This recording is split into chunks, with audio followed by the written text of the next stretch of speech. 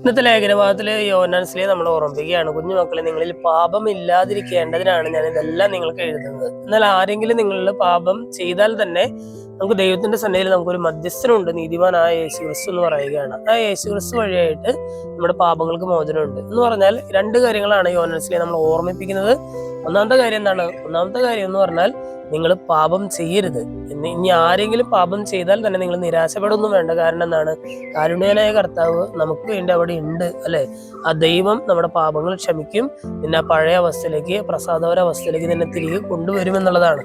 രണ്ട് കാര്യങ്ങളാണ് നമ്മൾ ചിന്തിക്കേണ്ടത്. ആദ്യമേ തന്നെ പാപം ചെയ്യരുത്. ആരെങ്കിലും പാപം ചെയ്തിട്ടുണ്ടെങ്കിൽ തന്നെ നമ്മൾ നിരാശപ്പെടൊന്നും വേണ്ട. കാരണം ദൈവത്തിന്റെ കരുണ നമ്മളെ താങ്ങിക്കൊള്ളും എന്ന് വിചാരിച്ച് ഒരു ലൈസൻസ് ആയിട്ടെടുത്ത് പാപം ചെയ്യണം എന്നല്ല പറയണത്. മറിച്ച് പരമാവധി പാപങ്ങളിൽ നിന്ന് അകന്നു നിൽക്കുക.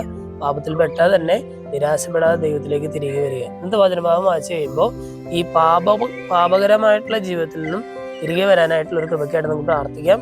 ദൈവം ആഗ്രഹിക്കുന്ന പോലെ പാപം ചെയ്യാതെ മുന്നോട്ട് പോകാനുള്ള ഒരു കൃപയ്ക്കായിട്ട് നമുക്ക് പ്രത്യേകം പ്രാർത്ഥിക്കാം. ദൈവം നമ്മെല്ലാവരെയും സമൃദ്ധമായിട്ട് അനുഗ്രഹിക്കും.